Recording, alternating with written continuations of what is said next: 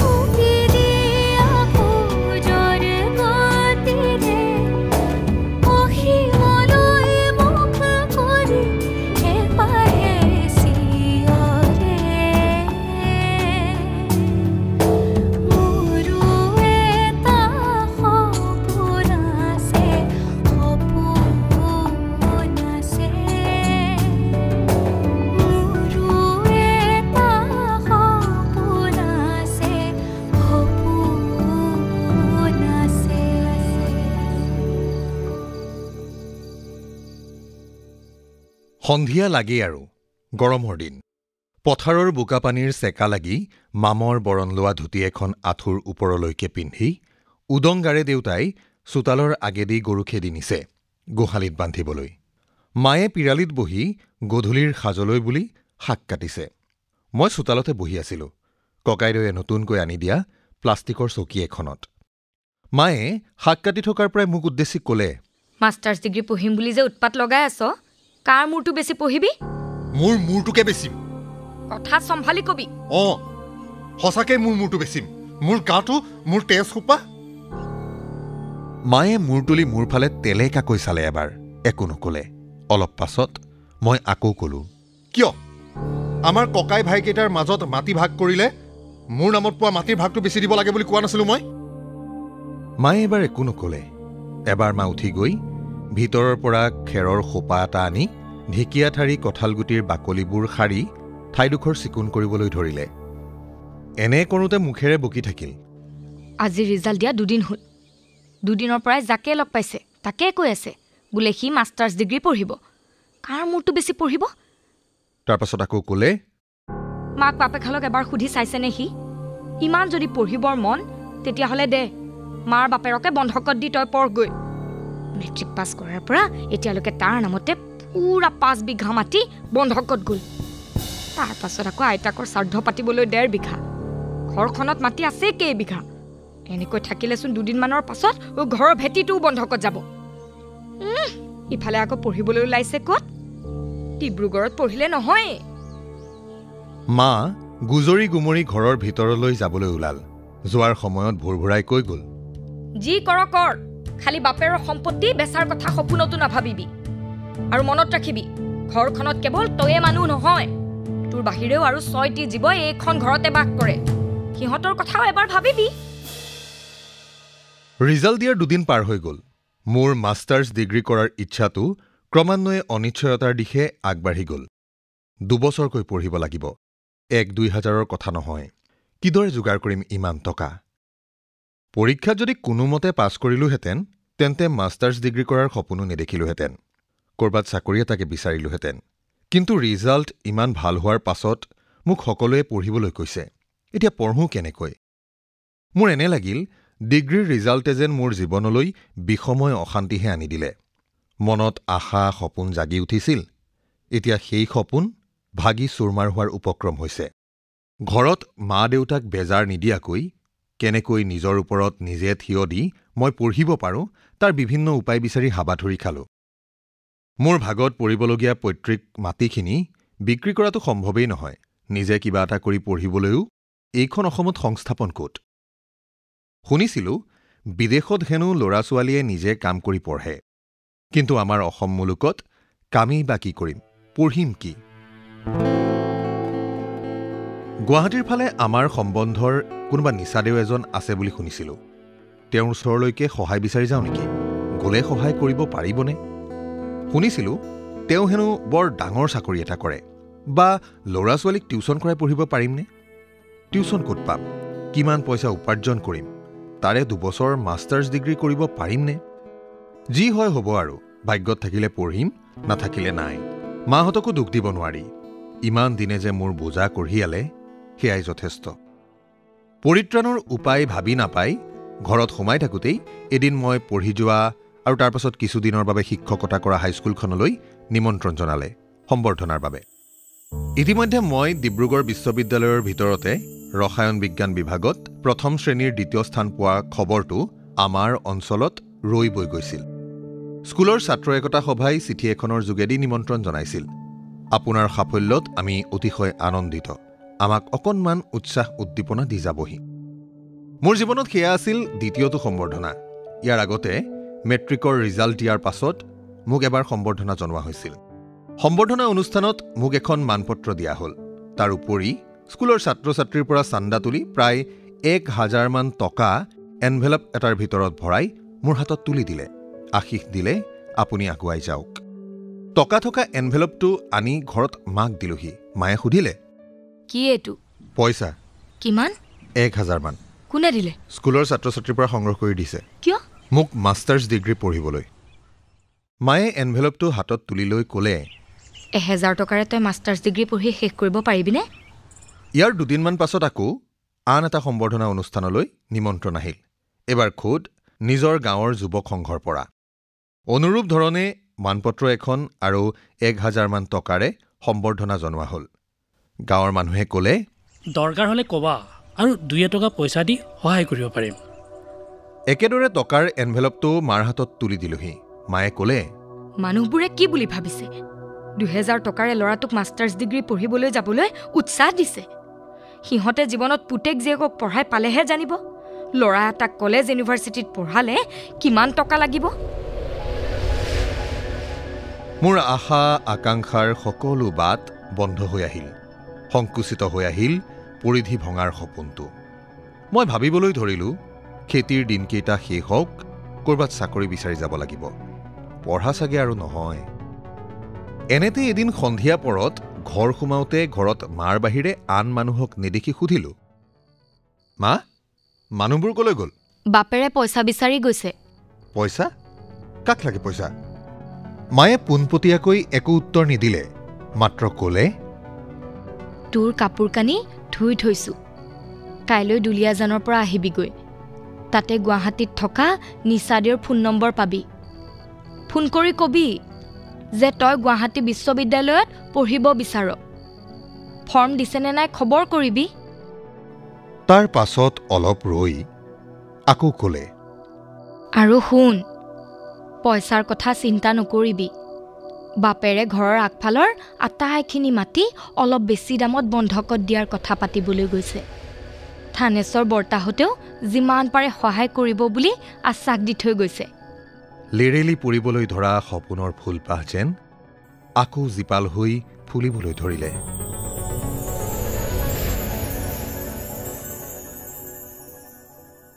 মোক যদি এতিয়া সোধা যায় যে জীৱনটোনো কেনেকুৱা বস্তু, তেন্তে মই একেষাৰে উত্তৰ দিম যে জীৱনটো এটা অতি সুন্দৰ বস্তু। জীৱনৰ সুন্দৰতাখিনি মই ভোগ কৰিছোঁ নোপোৱাৰ পাছতো, পোৱাৰ আনন্দৰ যোগেদি। জীৱন সম্বন্ধে মোৰ এই উপলব্ধি এতিয়াও উপজা নহয়। সেই তেতিয়াই কলেজ ইউনিভাৰ্চিটিত থকা দিনতে উপজিছিল। পঢ়াবলৈ সামৰ্থ্য নথকা স্বত্তেও ঘৰত যেতিয়াই মোক ইউনিভাৰ্চিটিত পঢ়াম বুলি সিদ্ধান্ত ল'লে, সেয়া মোৰ বাবে আছিল মা দেউতাই মোক পৃথিৱীত দ্বিতীয়বাৰ জন্ম দিয়াৰ দৰে। এজন মানুহে যদি একেখন পৃথিৱীতে 2বাৰ জন্ম লাভ কৰে, তেন্তে তেওঁৰ বাবে জীৱনটো কেনেকৈ বিৰাগৰ বস্তু হ'ব পাৰে। গতিকে মই যেতিয়া গুৱাহাটী বিশ্ববিদ্যালয়লৈ পঢ়িবলৈ আহিছিলোঁ, জীৱনত পোনপ্ৰথমবাৰৰ বাবে গুৱাহাটীলৈ আহিছিলোঁ, তেতিয়া মোৰ কোনো কথাত অভিযোগ নাছিল। নাছিল কোনো আবদাৰ। পঢ়াৰ বাদে একো বিচৰাও নাছিলোঁ। পঢ়াৰ বাবে প্ৰয়োজন হৈছিল কেৱল কিতাপ। মই ভাবিছিলোঁ যে ধনী মধ্যবিত্ত ঘৰৰ ল'ৰাও বিশ্ববিদ্যালয়ত পঢ়িবলৈ আহে, আৰু মই দুখীয়া ঘৰৰ হৈও একেখন বিশ্ববিদ্যালয়তে পঢ়িবলৈ আহিছোঁ। গতিকে আমি আটাই ভাগ্যৱান। সেইসকলৰ কথা ভাবকচোন, যিসকলে নিজৰ অনীহাৰ বাবেই হওক বা ঘৰুৱা অৱস্থাৰ বাবেই হওক প্ৰতিভা বিকাশৰ সুযোগ নাপালে। এই খণ্ডৰ পৃথিৱীত হয়তো তেনেকুৱা লাখ লাখ লোক ওলাব। তেন্তে আমি ভাগ্যৱান নহয় কি? ইয়াৰ বাবে মই মা-দেউতাই যি কষ্ট সহ্য কৰিবলগীয়া হ'ল তাক কৃতজ্ঞতাৰে স্বীকাৰ কৰোঁ, আৰু যিসকলে জীৱনত এনে সুবিধা নাপালে তেওঁলোকলৈ দুখ প্ৰকাশ কৰোঁ। মই গুৱাহাটী বিশ্ববিদ্যালয়ত নাম লগোৱাৰ পাছত বিশ্ববিদ্যালয়ৰ ২ নং RCC হোষ্টেলত থাকিবলৈ ল'লোঁ। হোষ্টেলত থাকিলে খৰচ কম, মাহে কেৱল মেছৰ নামত দিব লগা খৰচখিনি হ'লেই হ'ল। ঘৰৰ পৰা ন্যূনতম টকা আনি পঢ়িব বিচাৰিলে হোষ্টেলত থকাটোৱে শ্ৰেয়। ছেমিষ্টাৰৰ এডমিশ্যন ফি, কিতাপ কিনিবলৈ প্ৰয়োজন হোৱা টকা আৰু হোষ্টেলৰ মেছ ডিউচৰ নামত এতিয়া সঠিক হিচাপটো পাহৰিছোঁ, মাহে ৪-৫০০ মান টকা হ'লেই হৈ যাব। এই ভাবি হোষ্টেলতে থকাৰ সিদ্ধান্ত ল'লোঁ। দেউতা মাৰ ওপৰত বোজাটো যিমানে কমাব পাৰিম সিমানে মনত শান্তি পাম। হোষ্টেলত সোমোৱাৰ পাছতেই ডিপাৰ্টমেণ্টত ক্লাছ আৰম্ভ হ'ল, আৰু সন্মুখত মাত্ৰ এটা লক্ষ্য, ভালকৈ পঢ়িব লাগে। পঢ়িবই লাগিব, কাৰণ মোৰ ওপৰত বহুত দায়িত্ব আছিল। মা-দেউতাই যিখন ভাৰত মোক কঢ়িয়াই লৈ ফুৰিছে ইমান দিন, সেইখন ভাৰতেই মই তেওঁলোকক কঢ়িয়াব লাগিব। তাৰ বাবে পঢ়াৰ বাদে গত্যন্তৰ নাই। এনেও মই পঢ়াৰ ক্ষেত্ৰত বহু সাহসী হৈ আহিছোঁ। বিশেষকৈ কলেজত ৰসায়ন বিজ্ঞানত বিশ্ববিদ্যালয়ৰ ভিতৰতে প্ৰথম শ্ৰেণীৰ ২য় স্থান পোৱাৰে পৰাই মোৰ আত্মবিশ্বাস বহুগুণে বৃদ্ধি পাই আহিছে। মোৰ দৃঢ়তা বাঢ়িছে, নোৱাৰা কাম একো নাই ধৰণৰ ভাৱ এটা মোৰ মনত দকৈ পোখাবলৈ ধৰিছে। শুনিছিলোঁ মাষ্টাৰ্ছ ডিগ্ৰীৰ ৩য়-৪ৰ্থ ছেমিষ্টাৰত থাকোঁতেই সৰ্বভাৰতীয় ভিত্তিত হোৱা নেট পৰীক্ষাত অৱতীৰ্ণ হ'ব পাৰি। নেট পৰীক্ষাত উত্তীৰ্ণ হ'লে কলেজ ইউনিভাৰ্চিটিৰ অধ্যাপক পদৰ বাবে প্ৰাৰ্থী এজন উপযুক্ত বুলি বিবেচিত হয়। মই পণ কৰিলোঁ যে ৩য়-৪ৰ্থ ছেমিষ্টাৰতে নেট পৰীক্ষা দিম, আৰু এই পৰীক্ষাত সফল হ'বই লাগিব। কোনো কাৰণতে ইয়াক আপোচ কৰা নহ'ব। এনেবোৰ গুণাগথা কৰি থাকোঁতেই হোষ্টেলত এদিনাখন এটা অঘটন ঘটিল। সন্ধিয়া পৰত হোষ্টেলৰ আন এটা উইংছত থকা ছিনিয়ৰ এজনে মোক তেওঁৰ ৰুমলৈ মাতি নিলে। বেলেগ একো নাই, সৌজন্যমূলক চা-চিনাকি। চিনাকি হোৱাৰ পাছত দাদাজনে ক'লে যে তেওঁৰ হেনো গাৰ্লফ্ৰেণ্ডজনী উজনিৰ আৰু দাদাজন আছিল নামনিৰ। সেই সূত্ৰে দাদাজনে মোৰ সৈতে আন্তৰিকতাৰে কথা পাতিলে। তেওঁৰ প্ৰেম পীড়িতিৰ কথাবোৰ কৈ গ'ল। কথা পাতি থাকোঁতে কেনেকৈনো সময় পাৰ হৈ গ'ল গমেই নাপালোঁ।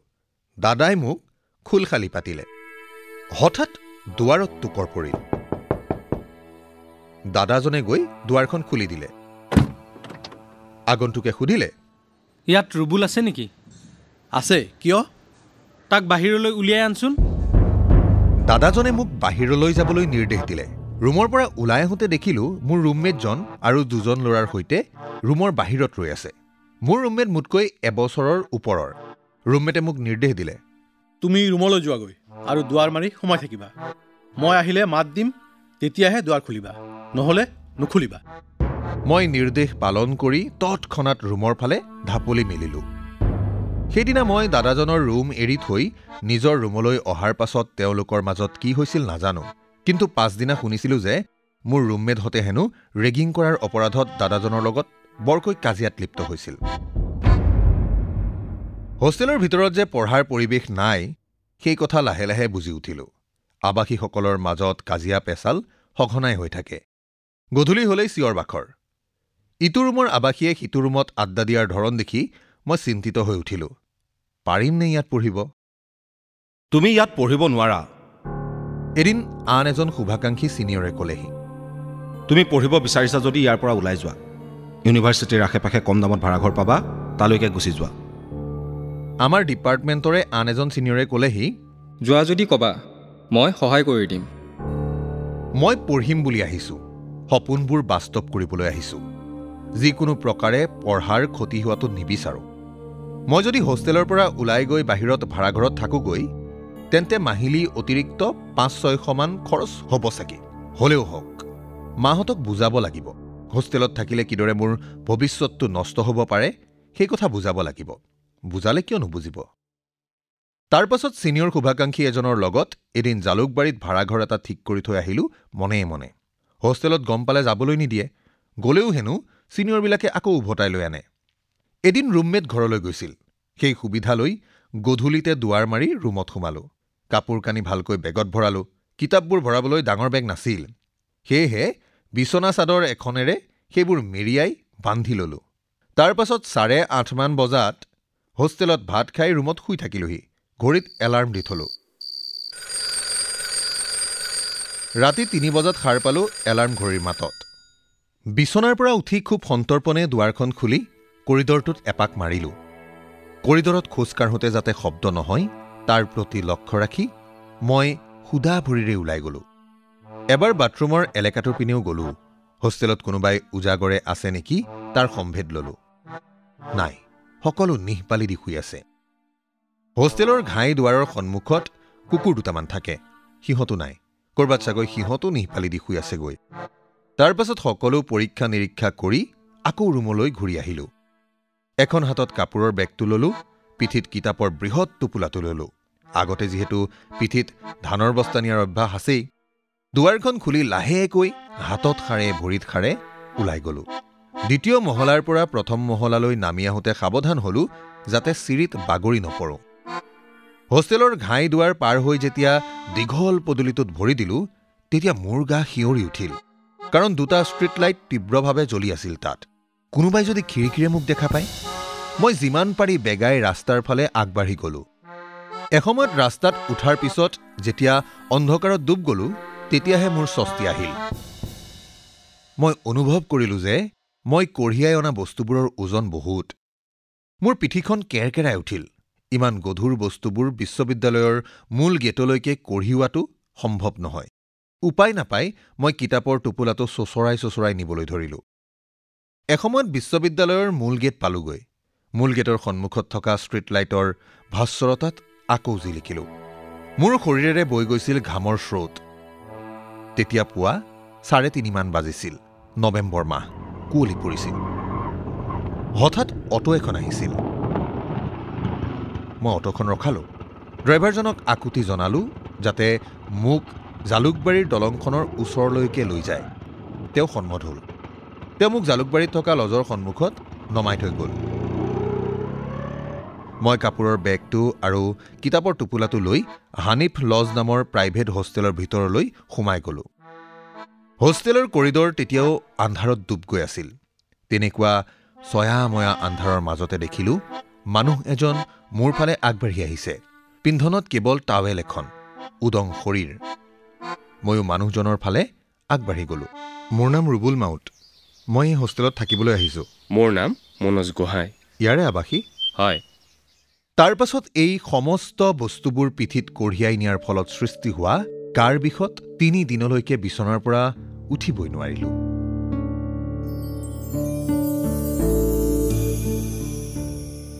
কথাশিল্প অনুষ্ঠানটিত শ্ৰোতাসকলে ডক্টৰ ৰুবুল মাউতৰ মোৰো এটা সপোন আছে গ্ৰন্থখনিৰ ধাৰাবাহিক পাঠৰ 11 খণ্ডটি শুনিলে।